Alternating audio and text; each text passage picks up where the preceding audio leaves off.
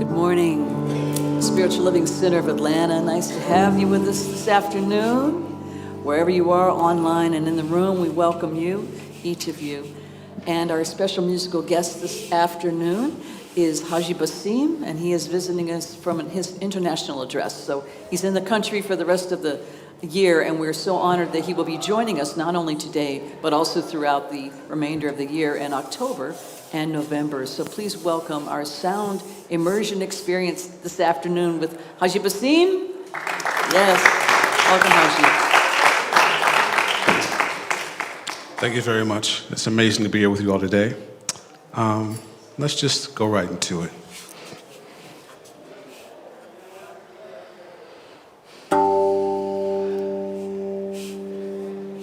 I invite you for a moment we're about to have a practice for a minute. I invite you to connect with your breath for a few moments.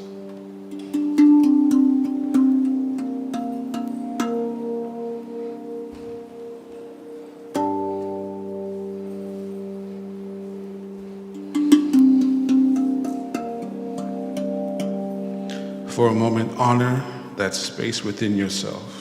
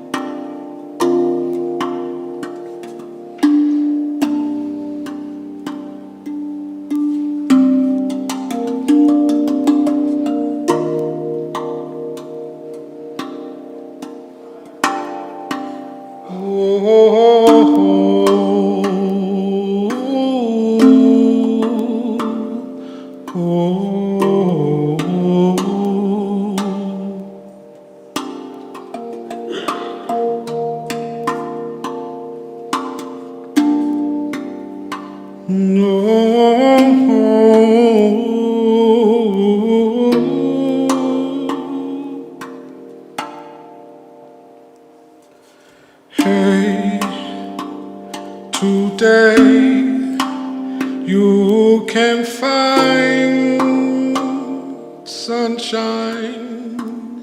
Look inside and you'll find it there.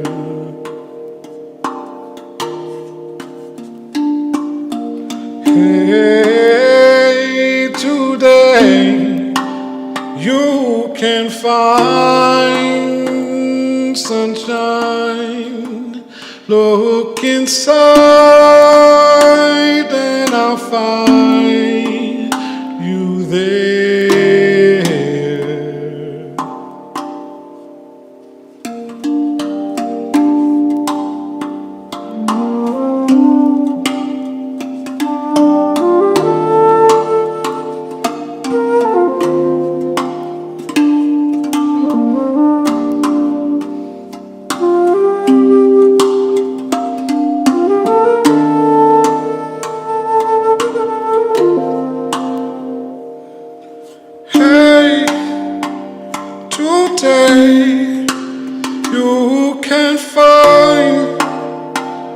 sunshine. Look inside and you'll find you there.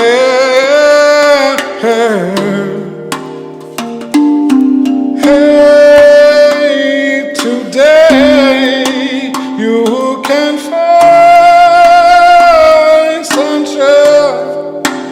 Look inside and I'll find you there, you there.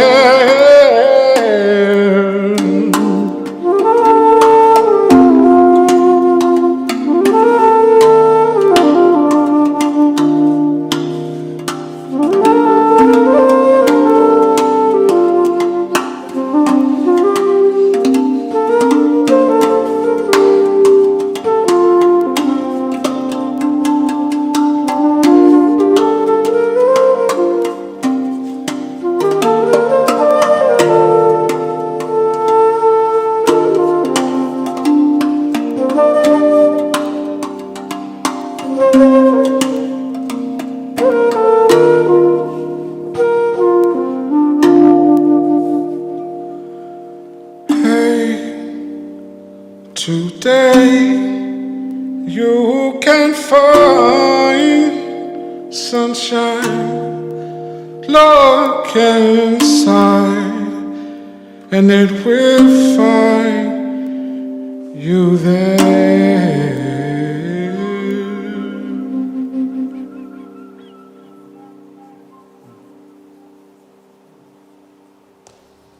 Thank you.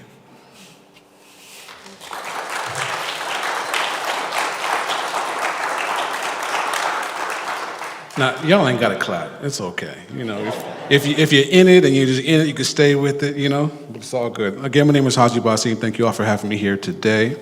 I'm going to attempt to play a song on the ukulele. So I live in Medellin, Colombia, and I'm spending the next rest of the year here, and most of my instruments are still there in Colombia. So I am borrowing a little miniature size, like, why does this guy got this little bitty instrument and everything, for contrast, I guess. But let's see what happens with this. This song is called Let Love Lead. Let Love Lead.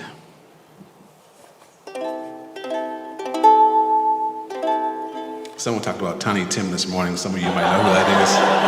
I'm not going to do anything like that this morning. I'm going to do my own thing. Oh, Tim. No, okay.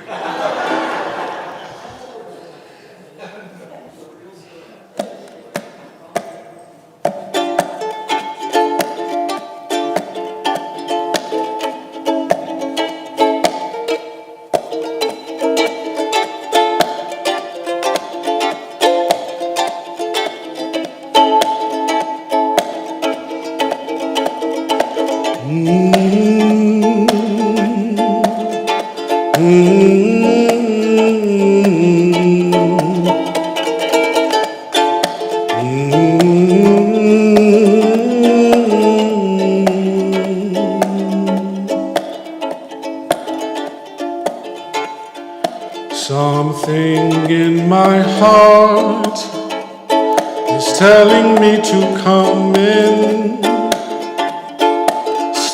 and light the spark that starts a new beginning. Let love lead the way. Hey, hey, hey, hey, hey, hey, hey. In everything you say, everything you say.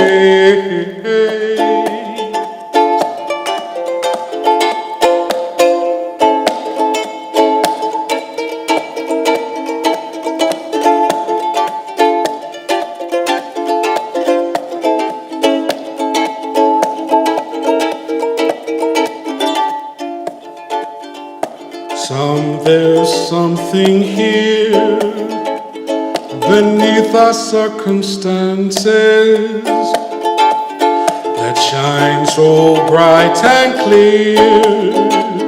So many are the chances to let love lead the way. Oh,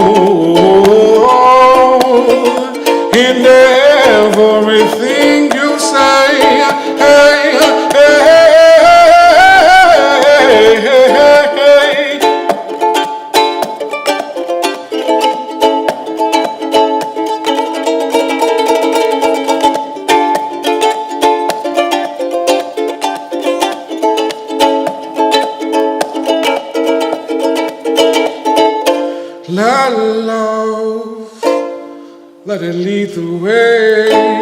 Hey, hey, hey, hey. In everything you do, think or say. Hey, hey, let love lead the way. Whoa, and everything you do, think or say. Hey, hey, hey, hey, let love lead.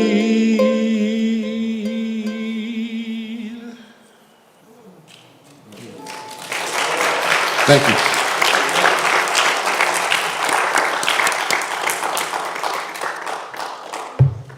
So that easy to play instrument is called a ukulele. It's super easy to play. And for the last, let's say, 17 years, I've been traveling the world, sharing my music with spiritual communities, concert venues, festivals all around the world, and it's been a whirlwind. And this actually is my first performance, I want to say, post-COVID, to be quite honest. So I'm very grateful to share with you all. I don't speak Spanish, so it's not too many places to play in Colombia. You know, that's how it goes.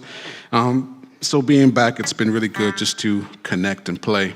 But I host ukulele retreats. I'm doing one in December here where I teach you how to turn your personal affirmations into songs on the ukulele.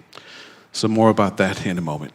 This next song is called Go Get Your Life. Go Get Your Life.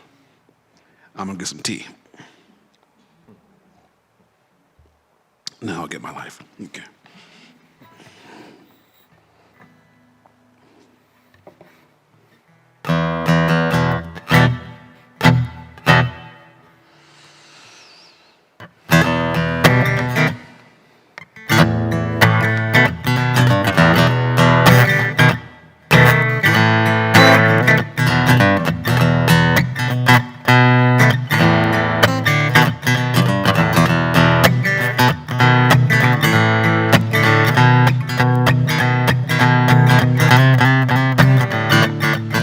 Go get your life, don't wait for tomorrow, in spite of what all you've been through.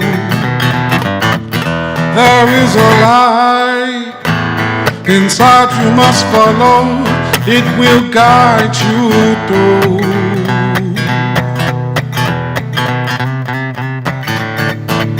There's nothing in this world that can stop one who chooses to shine. Hey. In the midst of any darkness, look within, seek and then you shall find. Learn that you have wings and fly beyond what you think you know. Whoa, life is in the living, so start giving and just learn to let go.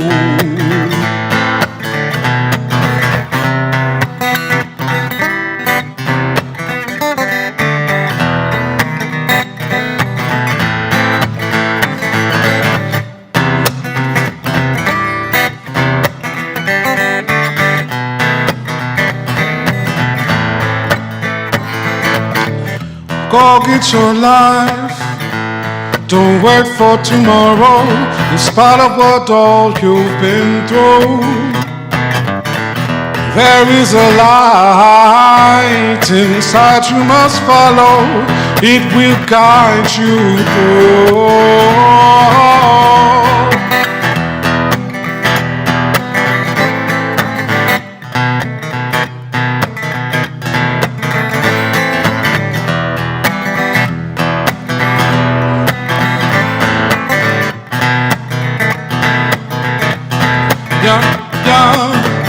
gotta be more than what I see. This world smoking mirrors no longer deceiving. We who believe in the light that's cast from inside, that shines in the world despite negative vibes. Through perilous times, don't come full circle to recognize there are things far greater than saving 1,000 lives. The answer hides within the pools of our quiet eyes. Sit still for a meal and be revitalized. But the food is not a matter which is consumed. Quiet your thoughts on your heart and enter the room of yourself. You find you're not the only one there. You see we all are connected once we've been made aware. Aware, aware, aware. Ho, ho, ho.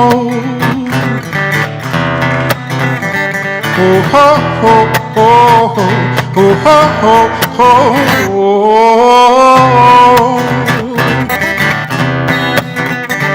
Ho, ho, ho, ho, ho, ho, ho, ho. Anytime you incline your own thoughts to recognize that you can be completely freed from what keeps you in captivity.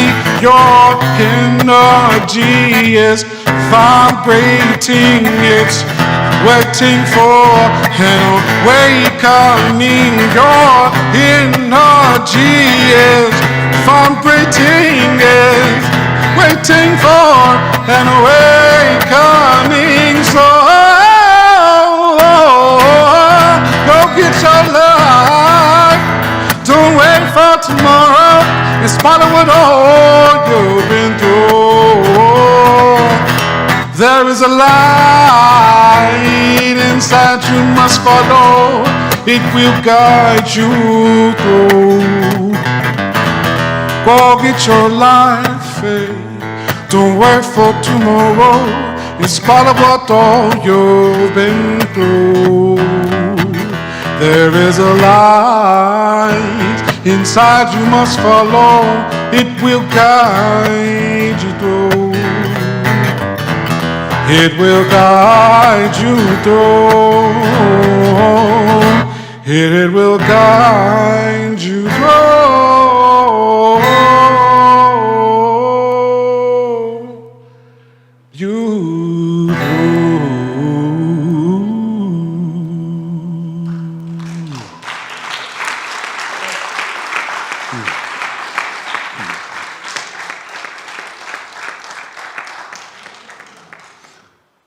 Thank you so much.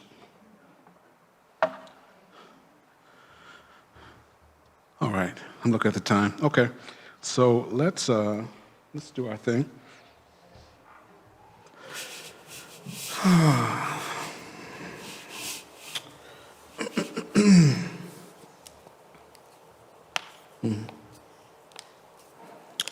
I just want to encourage each of you to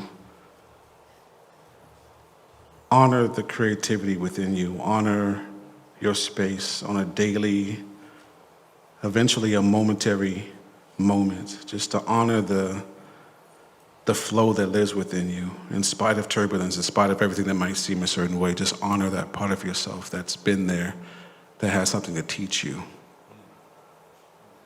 And just stay open to it. All right. I don't have a name for this song. I'm just going to see what happens with it. Thank you all for your energy and for your attention.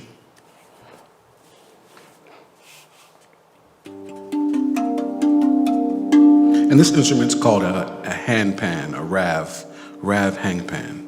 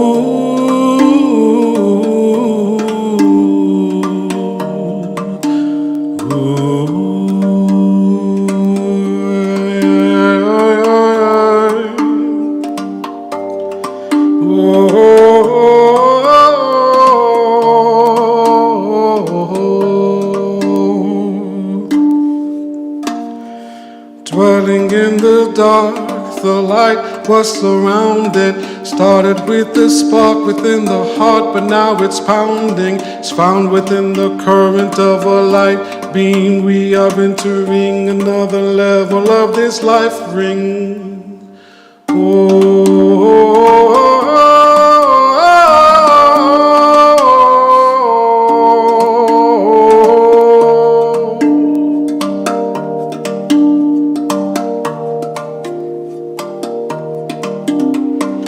Dwelling in the dark, the light was surrounded. It started with the spark within the heart, but now it's pounding. It's found within the current of a light beam. We are entering another level of this life ring, or should I say a circle. See, things seem to go around. Sun, rain, joy, pain. Life is truly all about honoring your gifts, build relationships, practice bhakti yoga, know that love exists in the midst of any storm.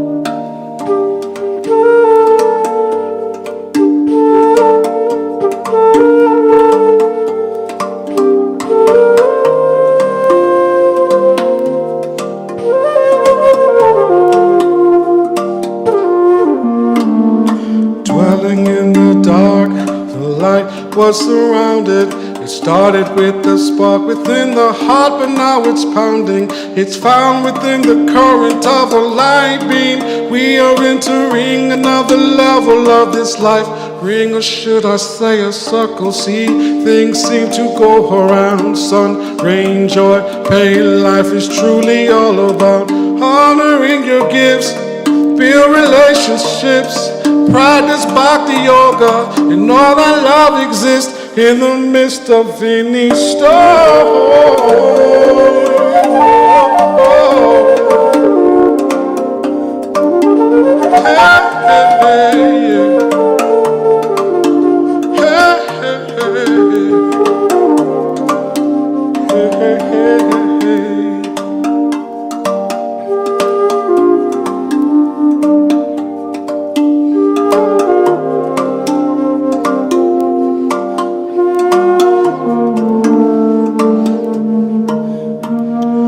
Dwelling in the dark, the light was surrounded.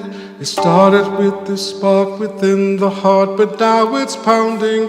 It's found within the current of a light beam. We are entering another level of this life ring, or should I say a circle. See, things seem to go around. Sun, rain, joy, pain. Life is truly all about honoring your gifts, build relationships, practice bhakti yoga, and know that peace exists in the midst of any storm.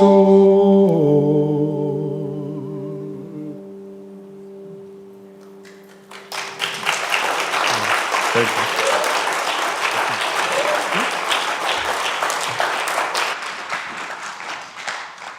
Thank you, Haji Basim. Once again, put your hands together, show the love for Haji. Yeah. And Aaron Krzyzicki on woodwinds and cajon. Thank you so much, Aaron. So that's such a soft and mellow place. So to play Grateful is like, oh, is that going to hurt anybody's etheric body or anything? Yeah, come on now, sing with me, come on. I am grateful, grateful for this day, for the love we share, the life we make.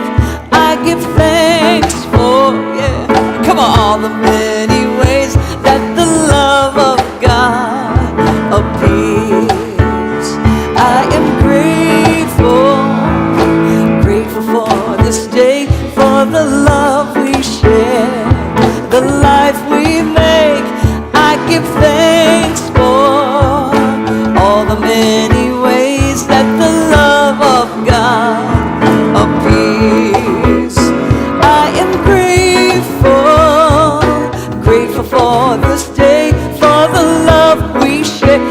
around the room. The life we make, yeah. I give thanks for all the many ways that the love of God appears. Come on, go up. I am grateful, grateful for this day, for the love we share, the life we make. I give thanks for all the many ways that the love of God appears. Yes, the love of God is here. Yeah, give yourselves a round of applause.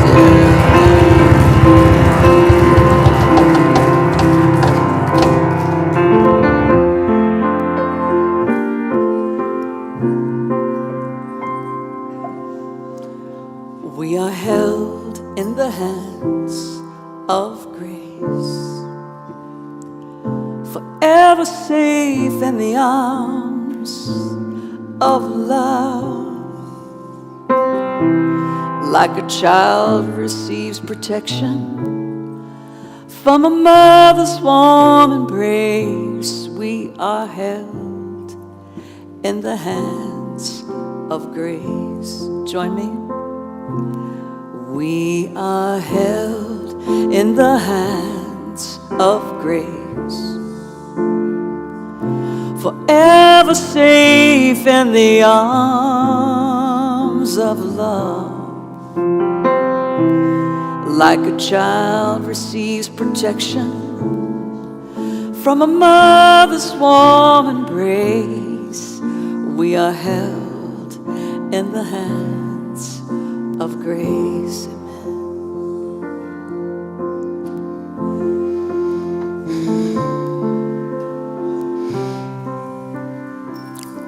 Every moment is new. In the eyes of that which made us, that which created everything that is, was, and ever will be, every moment stands alone. What we have done in the past, we can change this very moment. Spirit, God, whatever name called, is always in this moment creating according to our beliefs and thoughts and emotion.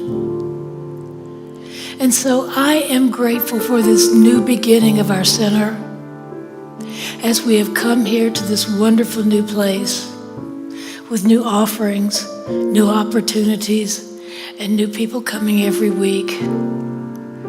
We're blessed by those who have been here, and we know that truly all is well.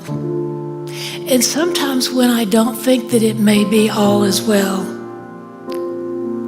I remember, or someone remembers for me when I seemingly cannot, because I am always supported by the all-powerful hands of the Almighty and angels in whatever form angels may take place. A friend, a song, a book, whatever. And I know that no matter what is going on, something within me knows and knows that it knows. That the words that I speak have power. They matter and they are creative. So I choose to know that each moment is new. What has gone on before may still be in my mind, but I accept something new. And as I accept something new, the divine simply says yes, yes, and creates accordingly. So as I accept the new, I keep my focus on that which I choose to create. Because Spirit always says yes. Yes to this new center. Yes to new opportunities. Yes to new prosperity. And no matter what has gone on in any of our lives before, whether financial, physical, emotional, whatever, every moment is new. And I remind myself to remember this on a cellular level so that if I don't have it in my conscious mind, something within me is always operating and sending out the vibration of all is well, all is in spirit, all is in God. And so I know that no matter the appearance, that we all have the wisdom and the knowledge to come within and to know what to do and how to do it. And as we know this, things open up that we might never have imagined. Because truly, this is a spiritual universe and we are spiritual beings. And so I'm so grateful for this center that reminds us of it, for these beautiful surroundings, for our music, for everyone who brings this service together, and certainly for our staff and our spiritual director and music director. So I simply say thank you, because I know my words have gone out into the law and are already manifesting, and I watch it appear more and more every moment in my physical world. So I simply say namaste, aloha, blessed be shalom, amen. And if you care to join me, and so it is.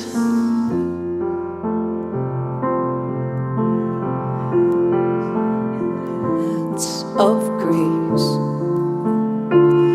forever safe in the arms of love, like a child receives protection from a mother's warm embrace.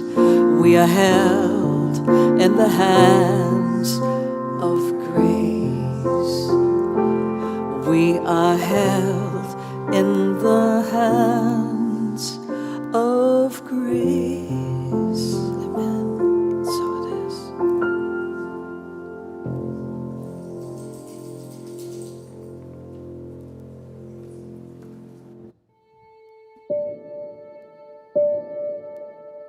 What I love is just the fact that actually the love draws you in. And that's what I loved about it, is that there was no pressure at all. It's just the love just drew me in. The people, of course, the messages, and just the love that's palpable. It's what drew me in, and that just keeps me here. We are truly stepping into what you would call church without walls. The SLCA is on the move.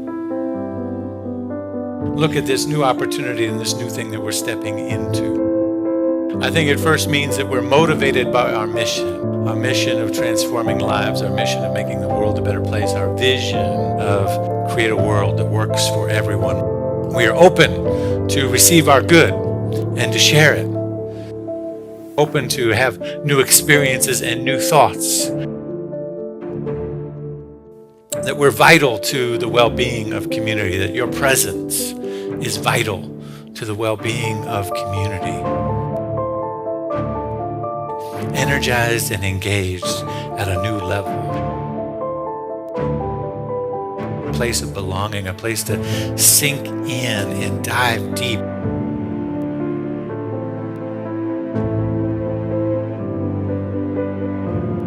It's a wonderful space, and I'm looking forward to it. It should be exciting. We can have more musicians, more everything. I think it'll be great.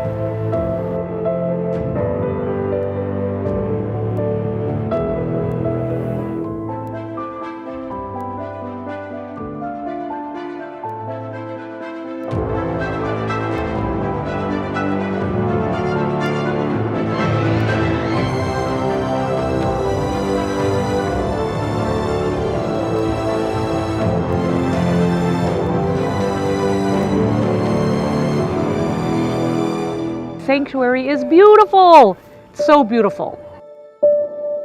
There is such an artistic as well as spiritual and inclusive vibe. They stand for what we stand for. I wanted us to remember that who we are as a community is not bound by walls. It's not bound by things. But the essence of what a community is the flame. The flame that we carry the language that we speak about the community, the values that are in it, that each one of us, the flame is a little bit different, the things that fuel the flame. And then we loved Reverend David, Dr. David. And we are moving into something great and wonderful together, where there is room at the table for all. As we truly step into the church without walls.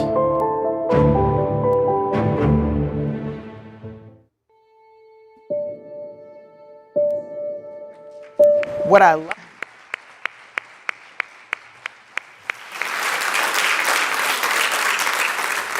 All right. Welcome to Spiritual Living Center of Atlanta.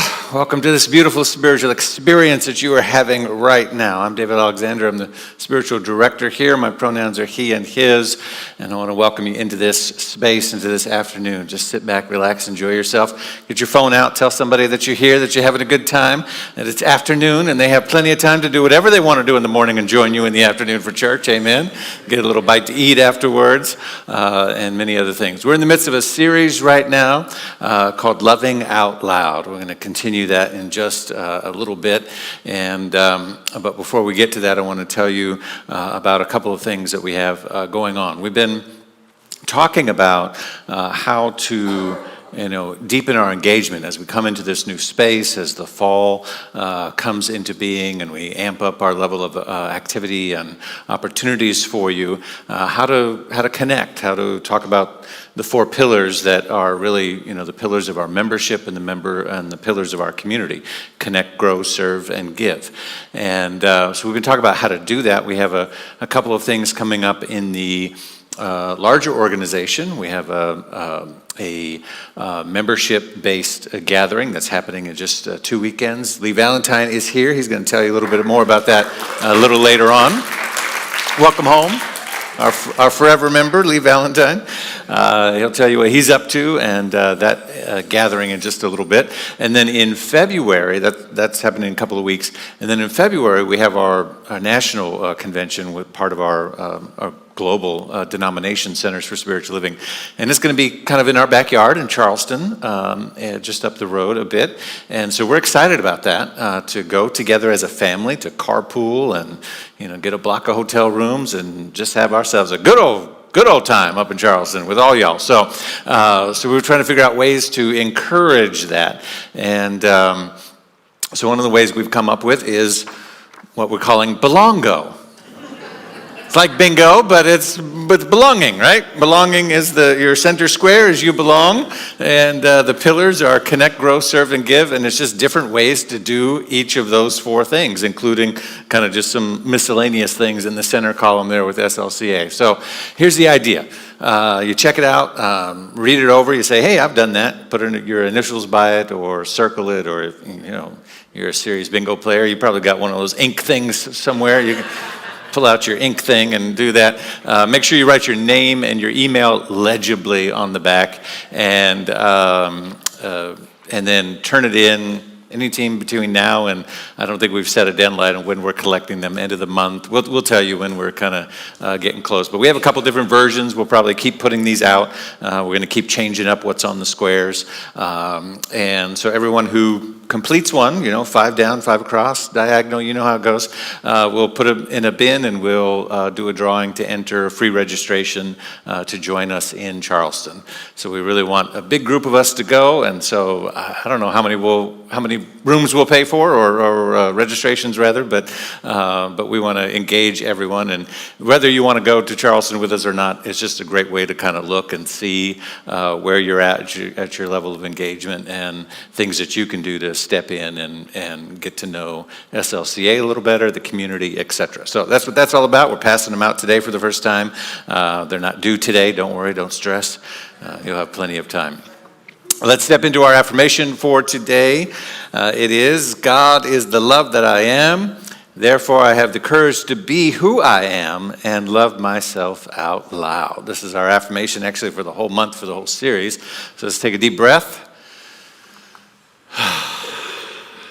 I'll say it one stanza at a time. I invite you to repeat it after me, and then we'll say it all together.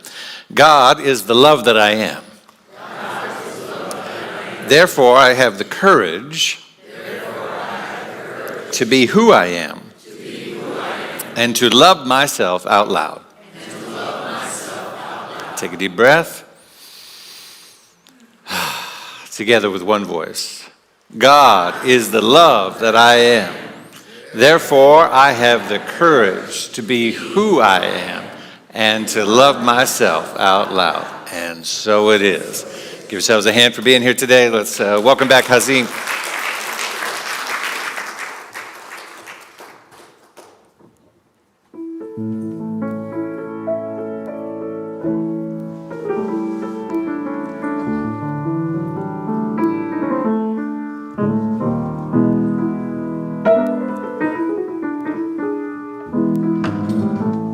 You're in the key of A, right? Key of A. All right, that's what I said. Don't that sound so nice? Give it up for the musicians you have here in-house. Aaron and Penelope. Wow. All right, this last song is called What You Send Up. As in, what you send up comes right back down to you.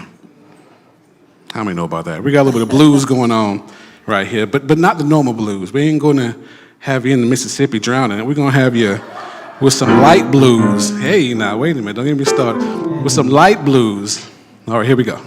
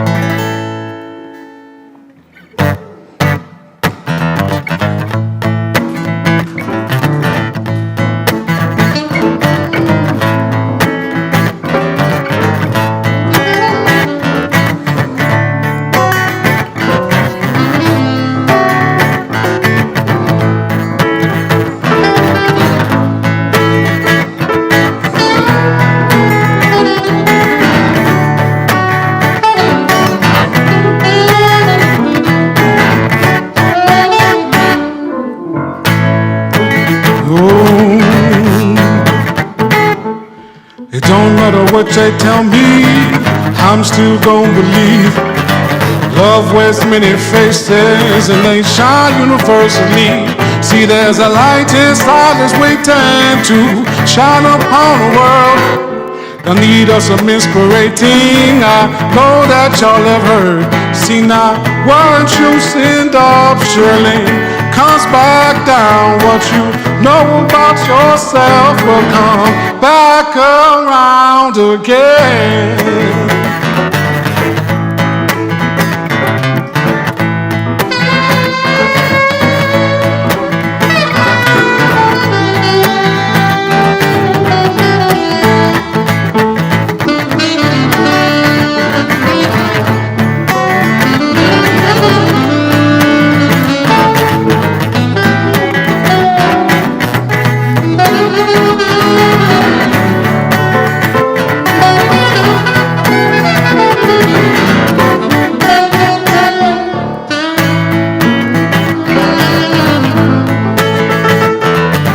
Looking inside your central to find your eternal goal. Unlocking your true potential is worth its weight in gold. See, there's a light inside that's waiting to shine upon the world. And need us some inspirating. I know that y'all have heard. See, now what you send up surely comes back down. What you know about yourself will come back around. Say, what you send up surely comes eyes back down. What you know about yourself will come back around again.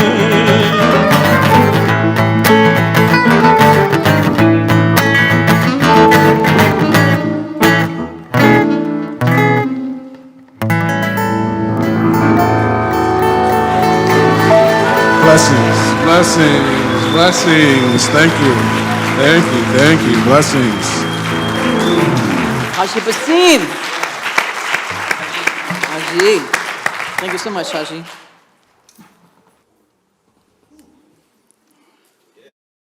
Basim. Beautiful. Yeah, give him some more love. Right.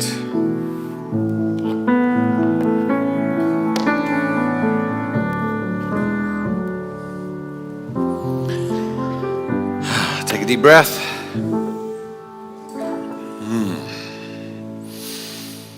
If you're awake, go ahead and say, I'm awake.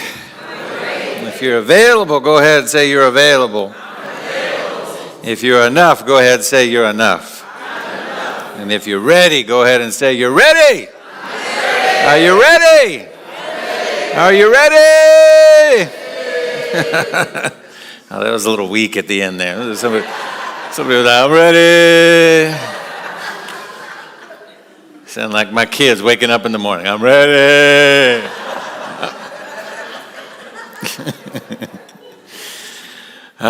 Take a deep breath. So we continue this series today on loving out loud. The principles and the law, the practice all stay the same for ourselves for this month. The principle is love. The spiritual law is embodiment, which is about just owning it. Deeply walking in the embodiment of what love is. To love out loud is to embody the principle of love. And the spiritual practice is to accept, first of all, accept the love that we are. To accept that love is our call when we don't want to, when it doesn't feel like it, when it's uncomfortable, especially in those moments. And to accept that love is all there is, that we are living in a universe that unconditionally supports us and encourages us and is moving and co-creating with us to create a world that works for everyone. And so today, I want to speak to this idea that how do we create a world that works for everyone, to move in that direction and to do so in a way that ensures that, every voice is heard, this idea that, belonging is the center of the thing, and how do we create a space in which every voice is heard? I don't know if you've contemplated that question before, particularly if you've run up the idea against the idea, rather, that there are certain voices that you don't like to listen to. Anybody? Right? I mean, it's great to just sit in this room and say, oh, your love is all there is, and you belong, and it's all one, and it's all God. And yeah, every voice should be heard, except the voices that we don't listen to. And the voices that we don't want to listen to and that we don't want to give air to. Am I talking to somebody? How do we truly create belonging against the spaces and the places that make us uncomfortable, and with the people that make us uncomfortable? In the Gospel of Matthew, it says, you have heard that it was said, love your neighbor and hate your enemy. But I tell you, love your enemy and bless those that curse you. Love your enemy. And the enemy in the translation there means those who stand against you. Right?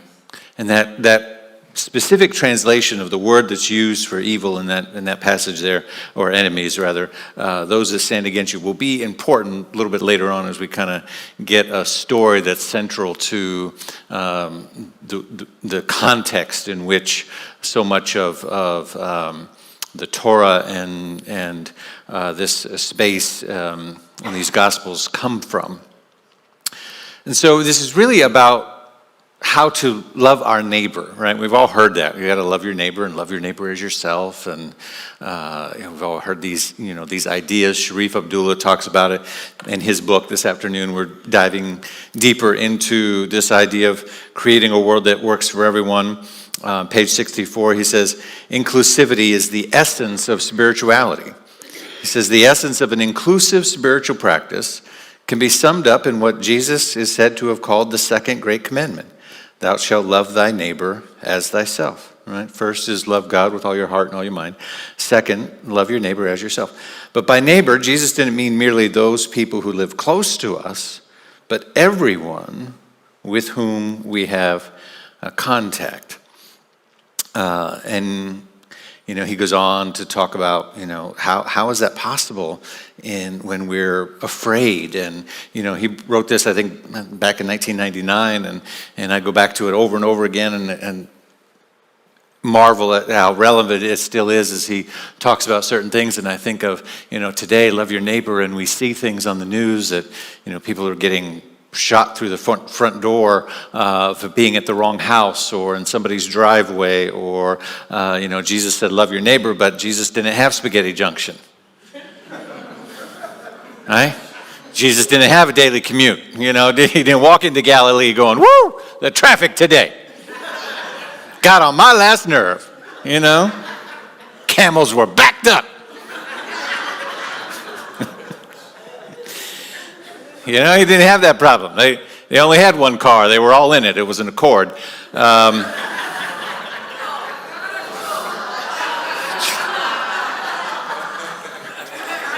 It'll come back around and get you. Don't worry. You'll catch it on the backside. I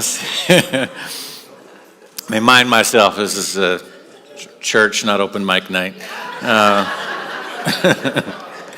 It's hard to tell the difference sometimes. But it's hard sometimes. There are situations and circumstances, there are truly legitimate things to fear or be concerned about in regards to how we are engaging as a community, as a human family, with our neighbors, with our nearbys. Martin Luther King, this comes from the book The New Jim Crow by Michelle Alexander.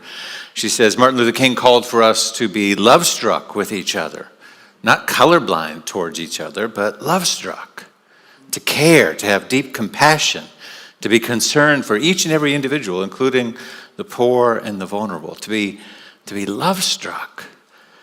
I go, can we just go back to like a generic definition of love, like, just be kind of nice and polite?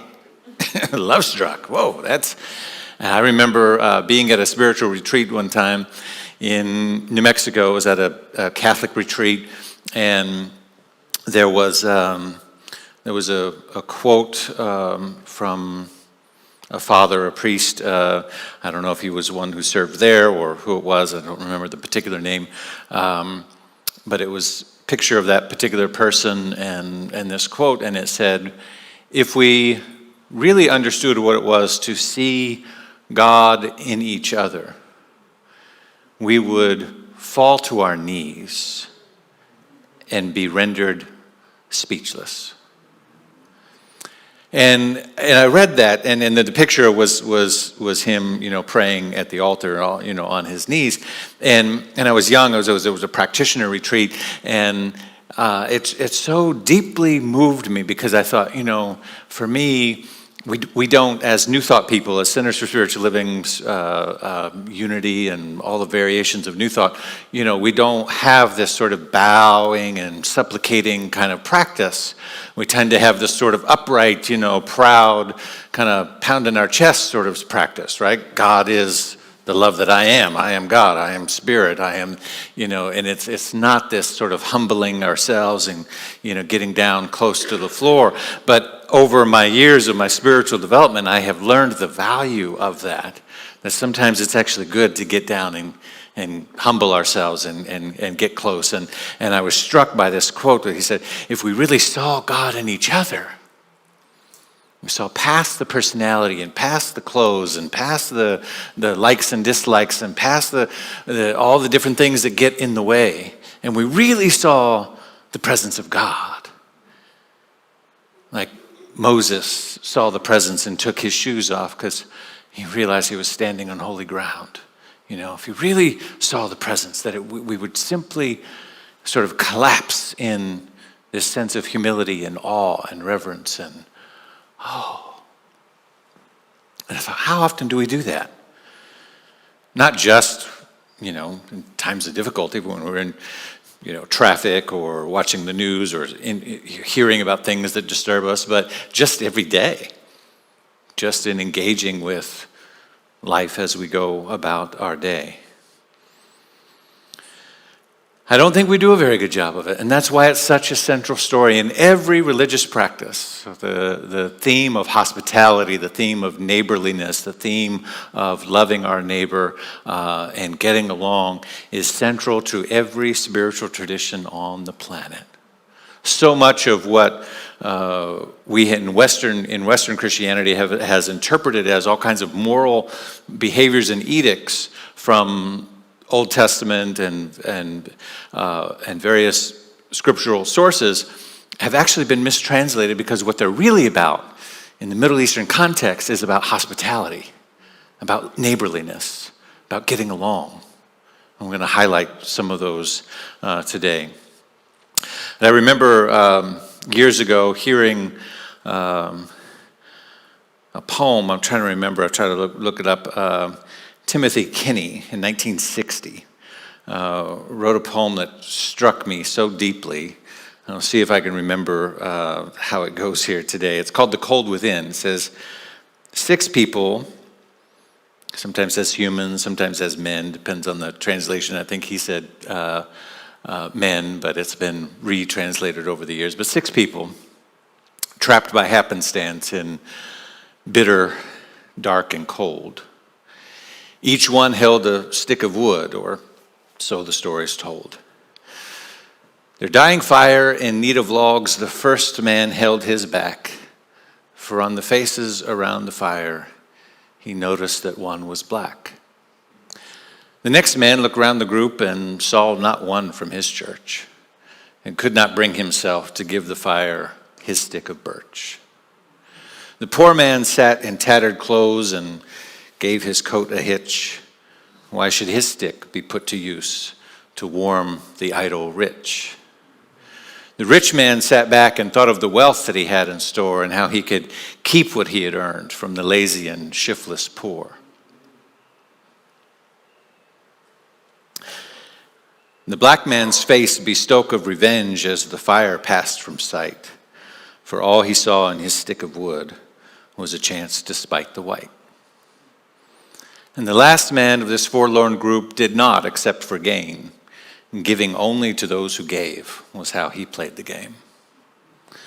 So the logs held tight in death's still hands was proof of human sin. They did not die from the cold without. They died from the cold within. And so this eternal lesson that comes to our doorstep of loving our neighbor again and again and again. I want to give us, we said last week from Ernest Holmes, love points the way and law makes the way possible. What are the laws or the pillars that we can begin to build a better world of loving our neighbors on, what are the guideposts for doing that? Building blocks for loving our neighbors. There it is. The first one, accepting difference. We each have a unique aspect of ourselves. There's something about the diversity and the inclusivity and the nature of spirit as being all that there is, and yet expressing itself in such an infinite variety of ways that even in our own family, have you noticed that people are different than you? Right? You notice that your siblings don't like the same things, don't eat the same things, and you go, wait a second, were we raised in the same house? Right? If you notice you got people in your family that don't vote like you do, and you're thinking, didn't your parents raise you? They raised me right. Right? And so there's this diversity within this infinite expression that is happening. And the reason that is so is that there's sort of three layers of our expression that Spirit is doing through us. And those three layers, this comes from my dear friend, Reverend Deborah Johnson. And she says that, at one level, we are all the same, right? We're all humans. And so there's this oneness idea that we're really all the same, and that, 99.999% of our DNA, it's actually all the same. And, that which makes us different skin and different height and color and eyes and all the different thing is just a small, tiny, tiny fraction of a fraction.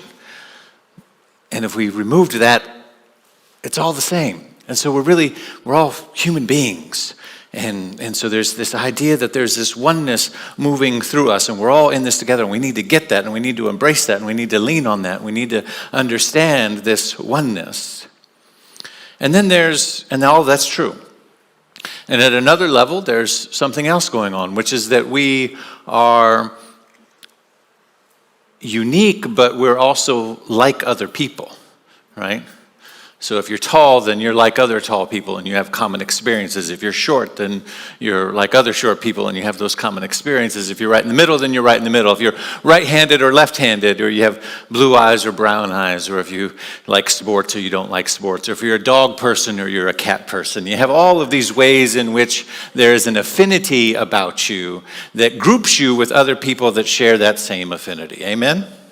And those can be serious things like politics, or they can be, I would say like sports, but somebody would go, oh, wait, that's college football just started, so I don't want to get anybody all riled up. That can be serious too, right? But whatever it is, right, there are all these different ways in which we are like some other people.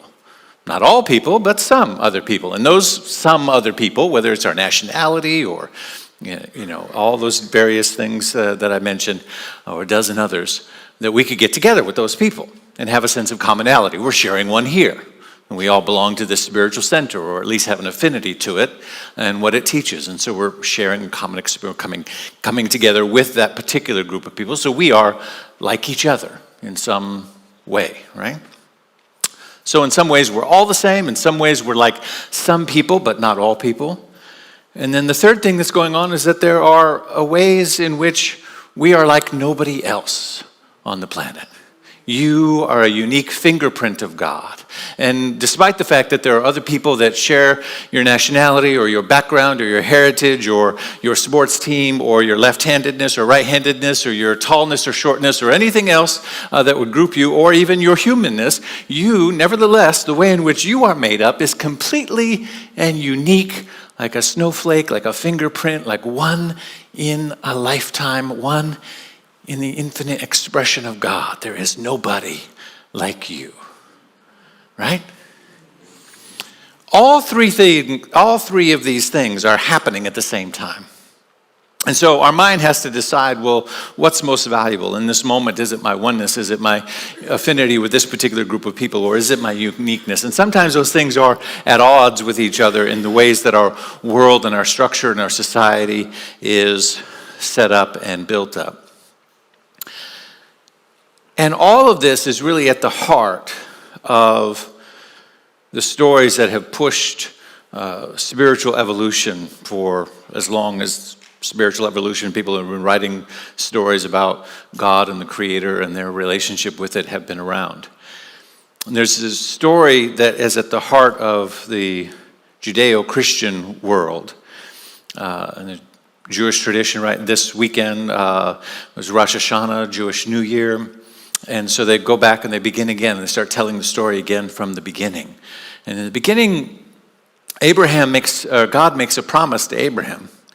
And that promise is that I will get you to the promised land. I will make a great nation out of you, out of one of your sons, Isaac, and you will come into this land. And we learn later in this story, for Abraham, God simply says, I will bring you into the land that I show you. You need to go to the land that I show you. And it turns out to be Canaan through Isaac. And we all know the story in general. And we probably know that they spent 40 years looking for that land. But there's actually another part of the story that we tend to skip, which is that they actually first came to the border of Canaan and believed that it was possible that that was the promised land, and they sent a group of spies into the land.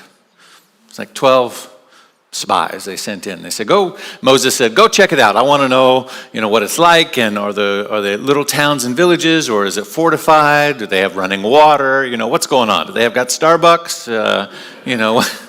What's happening? Is there Uber there? Let us know what's going on, right? And so he sends them in to check it all out and make sure that they've got everything, that they might want. Is this really, how would we know? Is this really the promised land? And the 10 spies come back 12 spies. 10 of them come back, and 10 of them say, it's really magnificent and wonderful, and there's milk and honey flowing, and it certainly looks like the promised land to us. It looks amazing, but the people there are big, they're giants, and they're really intimidating, and actually they think like we're grasshoppers. They just think like they would just stomp us with their feet and crush us, and I don't think we could take the city, and we should just move on. And 2 of the 12, right, say, actually, no, it's really fantastic, and we should go in. I think that's definitely the promised land. It happens to be Joshua and Caleb, and the names of these 2 will become significant a little bit later in the story. They saw things differently. They could see that it was fear that was distracting the other 10 spies, that they were getting distracted by their own fears and standing in the way of God's promise or provision. But Moses listened to the 10, right? The 10 is more than 2, and so the majority of the people that I sent came back with this feedback, and so we're going to move on and keep looking. And in that keep looking, God gets upset and sends them on this basically wild goose chase, and they spend another 40 years looking for the promised land. Now, why is that significant? Well, it's a number of things that are going on there. One, it's about understanding that at the first level, we have to learn how to accept difference. We stand in our own way of a greater good that God would have for us when we allow ourselves to be moved by our fear rather than God's promise. Right? When they're moved by their fear, they're saying, no, we're afraid of those people. They view us like this and all of these things. How did they know that? It was all in their head. It was all their perception. As we learn later in the story, there's a woman who lives there who comes and tells Moses, no, actually it was Joshua and Caleb had it right all along. You guys are more than welcome, and it would all be good, right? This is the promised land that God has shown you, and we actually respect that idea, right? But perception and fear got in the way. How they perceived their neighbors as their enemy got in the way of the promise. But there's something even deeper as we go to the second building block here. All progress in building a world that works for everyone in whatever way we want to define that, and just living life. All progress happens through partnership. All progress. Now you might say, well, wait a second. I built my business and I worked hard and you didn't do it alone? Somebody taught you to read? Right? Somebody gave you that loan. Somebody answered that email. Somebody gave you your first job. Somebody gave you a hand up or a handout or an opportunity. Right? All progress comes through partnership. And so when we cut at the larger scale, building a world that works for all, what we know is that all of the significant shifts and movements and breakthrough moments of the civil rights movement, for example, all happened when partnerships of people that would otherwise seem to be at odds came together, right? It was when people saw the riots on the Edmund Pettus Bridge and got up off of their couches in their comfortable northern homes and said, that's not right. And they got on buses and they came. Right? It was when that partnership was forged that said, well, wait a second, maybe I'm not in that fight in the way that they are, but there's something that doesn't sit well with my soul and my being, and so I'm going to get in that fight with them.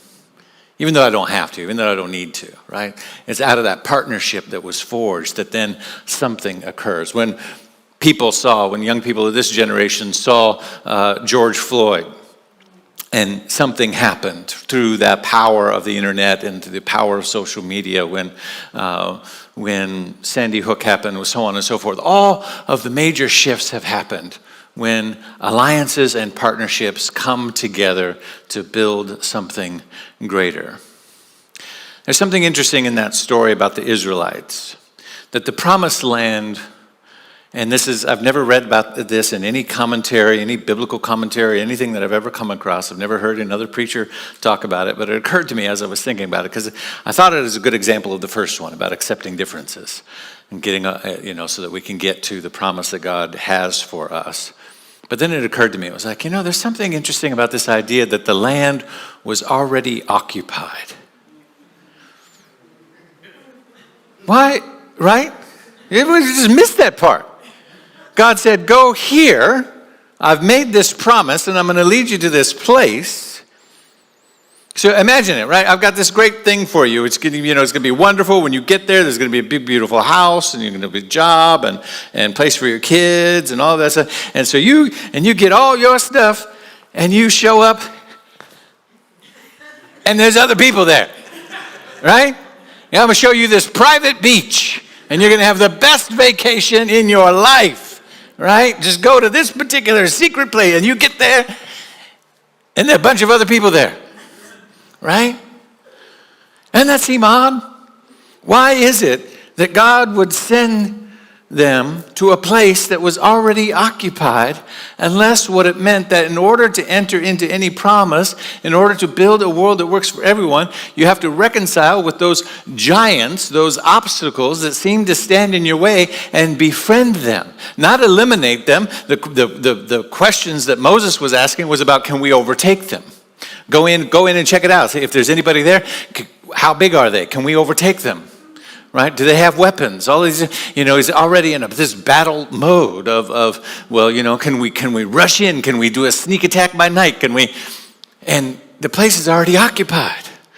And the 10 of the 12 spies said, no, they're big and they're giants, and we don't think we could do it.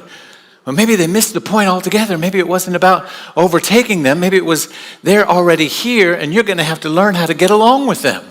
You're going to have to learn how to live with them. You're going to have to learn how to partner with them. You're going to have to learn how to engage with them. You're going to have to learn how to build a world that works together for everyone.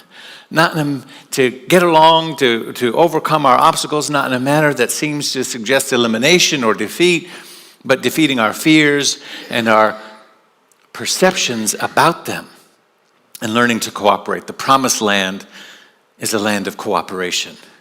The promised land is a land where we love our neighbor. There were already neighbors there. It wasn't an empty, unoccupied place.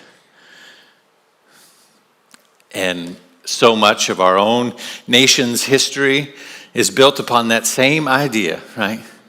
Like the twisted idea that said, oh, God showed us this promised land, and we came here and we said, oh, this is great. We got off the boat and we said, there's nobody here. Excuse me? Oh, Eddie Izzard bit, if you know Eddie Izzard, right? Who are these guys? Right?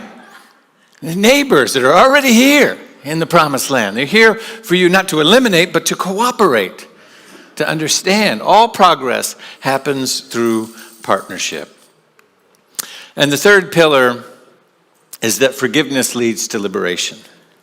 Forgiveness leads to liberation. So as you learn how to step into that cooperation, as you learn how to accept differences, as you learn how to build partnerships, inevitably you're going to come up against some stuff that's going to stand in the way, some resentment, some harboring of fears and all kinds of stuff that is energetically going to block you from truly expressing love in the beloved community. So forgiveness is a practice to release the debt, to release the energy, to release the resentment, because resentment blocks prosperity. Spiritual law in the universe, resentment blocks prosperity. You got any lack of prosperity happening in your life, check your resentment gauge. What and who and where are you holding on to resentment? Release that, and the tap will start flowing again every single time. Forgiveness leads to liberation because it opens up the channels of our energy to return to the love that we are, the love that we have always been, and the love that we will always be. That's why in the Jewish culture they had the practice of releasing the debt every 7 years. Debt forgiveness every 7 years, right? We're talking about, we don't know if we can do it with college loans and, it's 20 years old and 30 years old and 25 years old. Well, I had to pay all mine and I had to earn my way and that doesn't seem fair. And you signed an agreement and all of these different things. And the ancient Jewish culture said, no, we do this every 7 years. We say, whatever, you couldn't figure it out, you did your business, fell behind. We start over. Why? Because we're all in this together, right? Because prosperity, because forgiveness leads to liberation. Resentment blocks prosperity, and we're all in this together. We're building a beloved community. So these three things, accepting differences, that all progress happens through partnership, and that forgiveness leads to liberation, will allow us to begin to see how it's possible, not just on a local level, like getting to know your neighbors, that's good, your physical neighbors, know their names, know their families, know what's going on, but also on a global scale. Like, how are we going to do this on the big scale? Because I think we have to start talking about some big things, because we got some big things facing us as a planet. Amen? And so we're beginning to invite ourselves to love out loud this month, to consider supporting agencies and individuals that celebrate this diversity, that celebrate this work, and to begin to practice forgiveness, what we call the radical demonstration of forgiveness, to accept others and to allow ourselves to love out loud. When we do these things, we can step into a world that works for everyone. Because God is all that there is. Can you feel that? Can you feel the possibility of it? I want you to close your eyes and just lean into it a little bit. Just lean into it. Take a breath.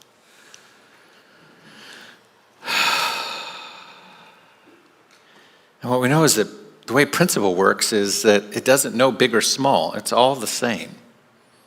So whether it's getting to know a neighbor down the street, or it's geopolitics, or it's state politics, or it's whatever it is, on a larger scale that we can't seem to figure out, well, how are we going to get over that? The same way we get over anything. Can we begin to learn and love and appreciate those that think differently than we do? That they bring gifts to the table that we wouldn't otherwise see? That they're part of the infinite inclusivity of God? Can we begin to see that we can go farther together through partnerships and collaboration than we can on our own? And can we be willing to release anything that stands in the way energetically of our greater good? Any resentment, any fears, any ideas of not being enough? What if they get more than I do? What if they get there first? What if they... Just release all that into the awareness that God is all that there is, into the idea that at the center of our being is an essence that says, you belong. You belong. You're not in competition with anyone. You belong. As an individualized idea in the mind of God, you belong. Therefore, you have all that you need, all the resources, all the activity, all the insight, all the inspiration, all the energy, all the creativity, all the help and support and guidance. It's all right there. Because God placed you exactly where it, the infinite creativity of the universe, wanted you to be for this time and space. And so, freely, with abandon, love out loud. Love your neighbor, love yourself, and allow that vibration to radiate out and create a world that works for everyone. This is what I know this day. This is what I hold as possible for each and every one of us as I release this word and allow it to be. And so it is. Thank you so much. God is good. Yes? Amen. Amen. Thank you. Thank you. Thank you.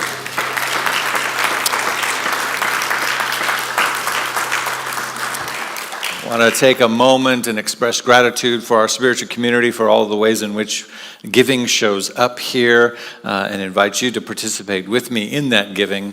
If you participate online or automatically you have it set up to do what it does on a monthly basis like I do, know that we are grateful for that. If you want to contribute additionally in addition to that, or simply one time today, many wonderful ways to do it. In our receiving containers here by the doors to come up at any time for cash or check. Text any amount to 404-800-9467, or go on our website, scan the QR code. It's on your phone. It's very easy. It prompts you and tells you exactly what you need to do, and makes it really, really great. You can do it right now.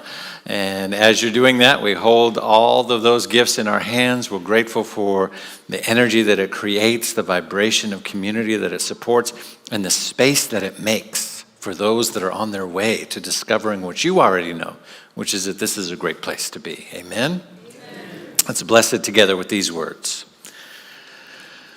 I live in a universe of abundance as I freely and joyfully give.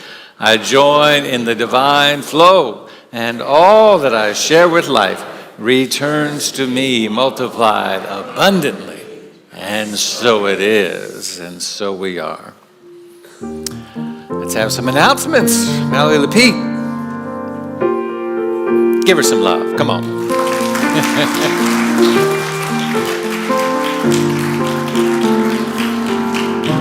Hello, all my love-struck sticks. Throw those sticks into the fire. I'm Mallory Lapeet. My pronouns are she and her, and I gladly serve on the creative arts team here at the Spiritual Living Center of Atlanta. For those of you who want to know more about our center or how to become a member, please connect with a welcome team member after service in the lobby or online. If this is your first time at SLCA, could you raise your hand or stand so we can acknowledge you? Hi.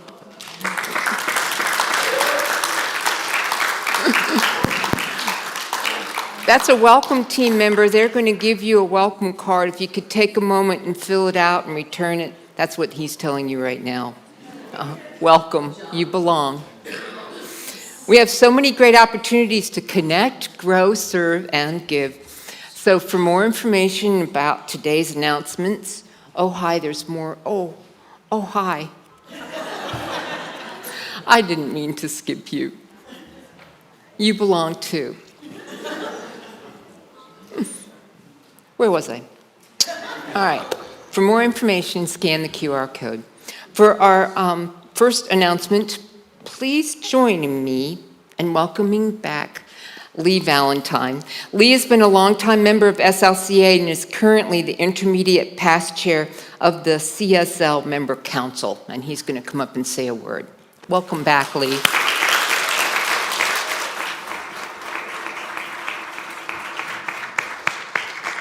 Well, hello, everyone. For those of you who know me and those of you who don't know me yet, this is my first time visiting your new facility. And when I first drove up, my first reaction was, wow, church, just like I pictured it, a steeple and everything. Some of you will get that reference, some of you won't, but it's okay if you didn't. Those of you who know me, most of you know that I left Atlanta after 25 years, a few years ago. And whenever I meet anyone and they ask me where my spiritual home is, I tell them that I am a life member of Spiritual Living Center of Atlanta.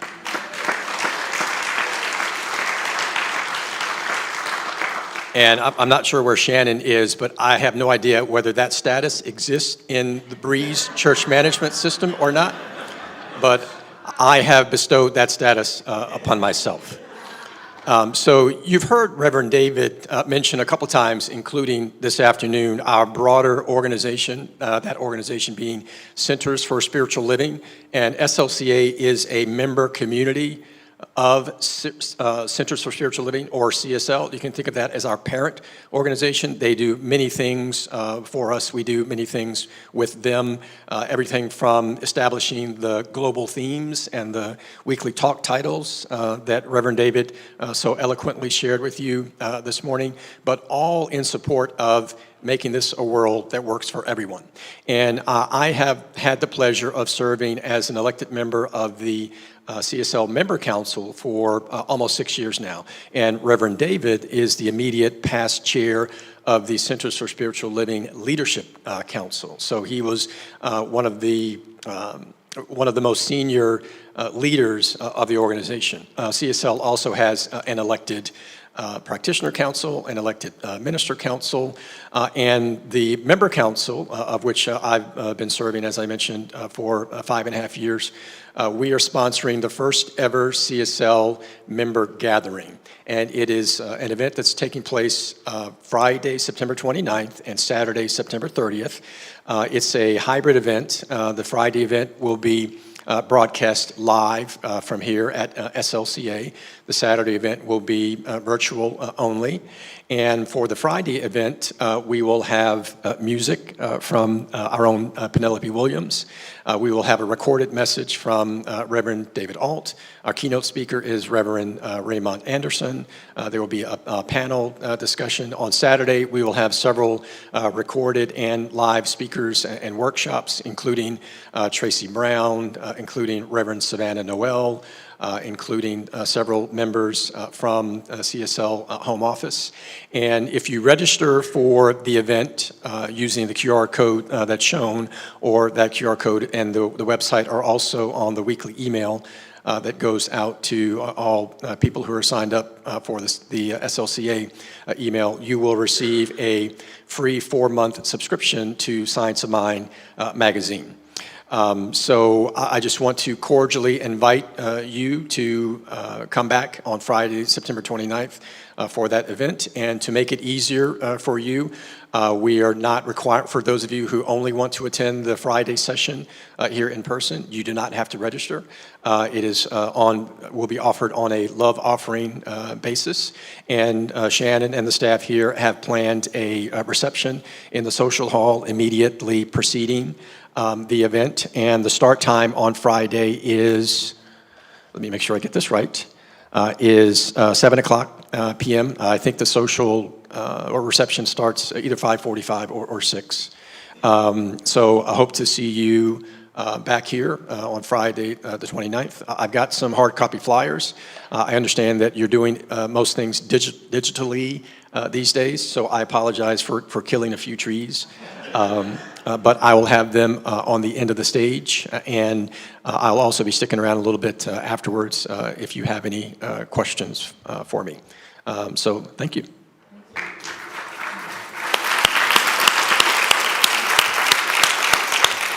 So good to have you back, Lee. Thank you. Join Reverend Dr. David Alexander today during our 5 o'clock hour for a conversation in exploring ways to put our vision of a world that works for everyone into action. We'll meet upstairs in room 220. I have a couple more announcements, so hang in there. Have you invited a friend lately to try our new Sunday experience? How about asking them to join you next Sunday as we welcome back John Stringer for what will be a phenomenal mini concert beginning at 3 p.m. John's a Billboard charting singer-songwriter and an SLCA favorite. Are you a mystic, humanity lover, or someone ready to change the world? Yes. If you answer yes, someone did. If you answer yes, you want to join Reverend Dr. David Alexander next Sunday during the 5 o'clock hour for this ongoing workshop on conscious activism. We need your help. Volunteers are very important for SLCA to thrive. A welcome team member will be waiting in the lobby to share ways to engage after service. We encourage you to find one opportunity that resonates with you and serve one Sunday each month doing that. And we particularly are interested in your media skills if you want to join our media team. Together, we can grow our community by serving. Will all practitioners who are available for prayer this afternoon please make yourself known in person and in the online chat right now? Hi. Thank you so much. We welcome each of you that are in need of prayer to remain in the room and reach out to a practitioner, either online or in person, for one-on-one prayer with a licensed practitioner. They'll be meeting over in this area here. Thank you for joining us today. We look forward to visiting with you after service down in the social hall for food and fellowship. You belong. Yay, Allie. Thanks so much, everyone. I invite you to sing as we sing our closing song. We envision a world that works for everyone and for all of creation. We see all people, all beings as expressions of God. We see a world that works for everyone. We envision a world that works for everyone and for all of creation. We see all people, all beings as expressions of God. We see a world that works for everyone. We see a world that works for everyone. We see a world that works for everyone. Everyone.